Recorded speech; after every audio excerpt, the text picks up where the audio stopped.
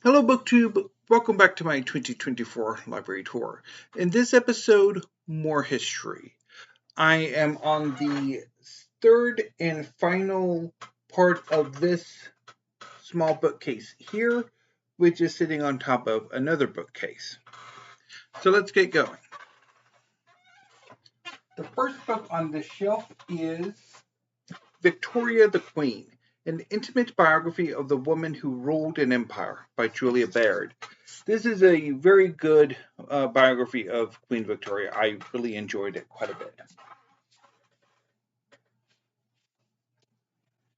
The next two books I have not gotten to. A Fistful of Shells, West Africa from the Rise of the Slave Trade to the Age of Revolution by Toby Green. So this is a work of African history, which I picked up from the University of Chicago Press a few years ago.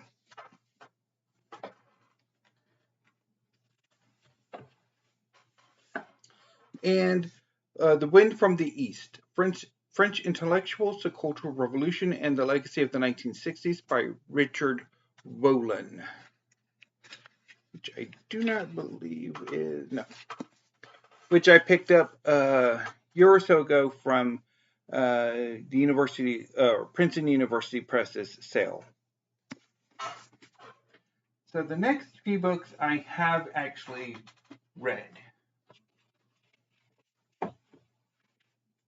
First up should be with my ancient history books, and that is The Technology of the Technology in the Ancient World by Henry Hodges.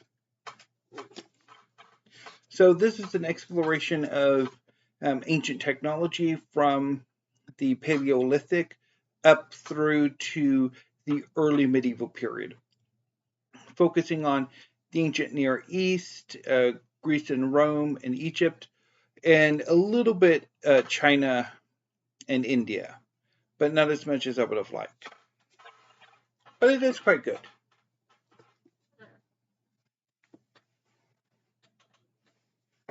Next is another book that should be with the ancient history. This is Ancient Syria, a 3,000-year history by Trevor Bryce, which I also really enjoyed. I read it several years ago and remember it quite fondly. Next is another book I quite like, The Ottomans, Khans, Caesars, and Caliphs by Mark David Baer. So this is a history of the Ottomans from the early 13th century when the founder of the dynasty began to conquer the core of what would become the Ottoman Empire up through to the dissolution of the Ottoman Empire at the end of World War I. So it doesn't follow the Ottomans post the end of the war.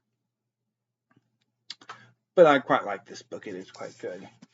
Even if the later chapters are a bit disappointing, as the end of the Ottoman Empire was. But anyway, next is This Vast Southern Empire, Slaveholders at the Helm of American Foreign Policy by Matthew Karp.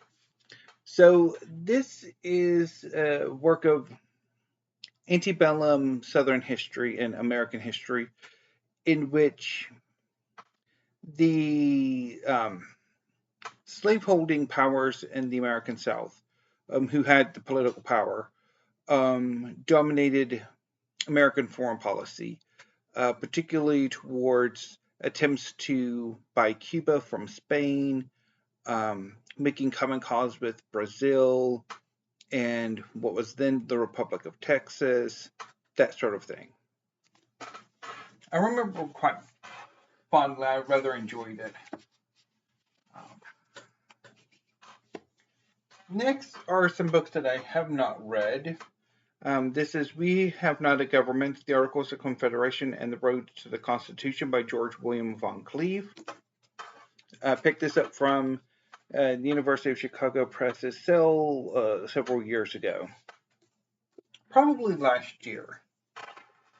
So I want to say last year's crop of history books were a smidge disappointing than the first year. So the next two books are by Edmund Morris. They are the Theodore Roosevelt trilogy. The Rise of Theodore Roosevelt,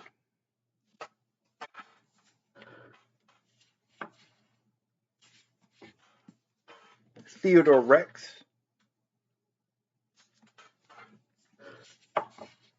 and annoyingly in hardcover, Colonel Roosevelt.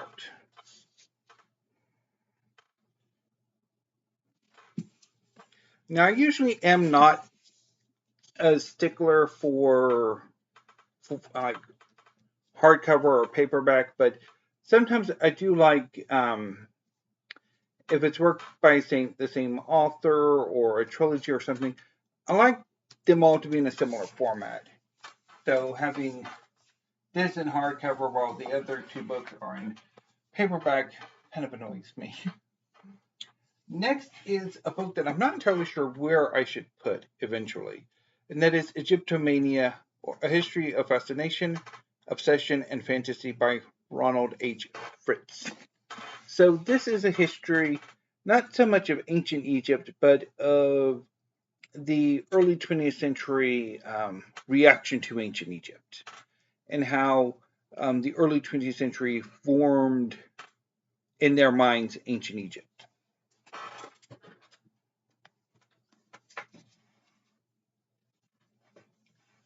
Next is El Norte, the epic and forgotten story of Hispanic North America by Carrie Gibson.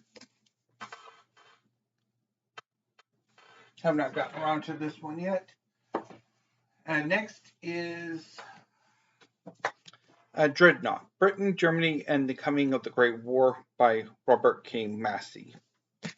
So this is a history of the arms race between the United Kingdom and Germany in the decades leading up to World War I.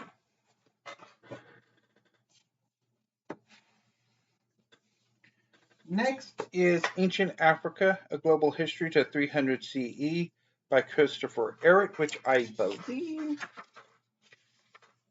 No? I thought it was in translation, but it's not.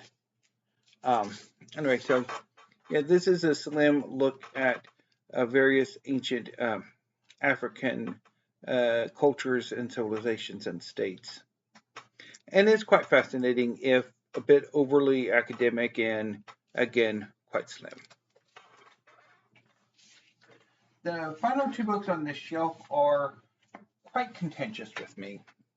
Streams of Gold, Rivers of Blood, The Rise and Fall of Byzantium, 955 AD to the First Crusade, by Anthony Koldelis. So this is a history of the Eastern Roman Empire, or the later Roman Empire, or the Byzantine Empire, however you want to define that, kind of that long continuation of the Roman Empire with its capital at Constantinople. So this is a history that looks at that empire for a little more than a century, from 955 up through to the 1090s, which is the later part of one dynasty, and if I remember, the beginning of another dynasty that saw the Roman Empire have one of its periods of glory before eventually kind of weakening again.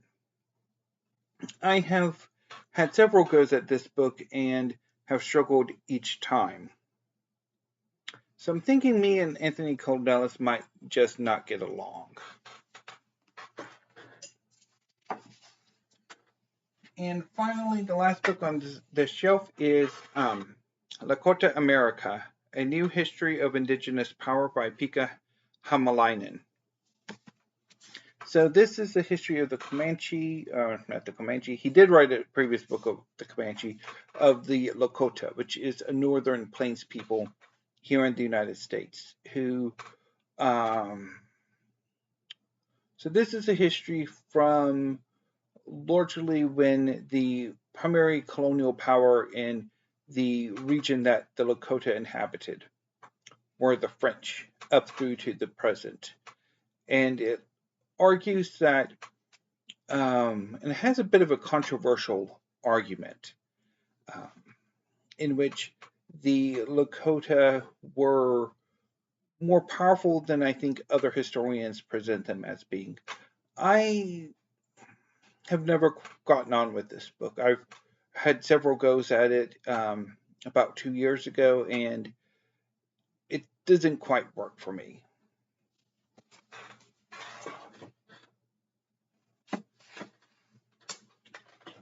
So that was the third shelf of this stacked on bookcase.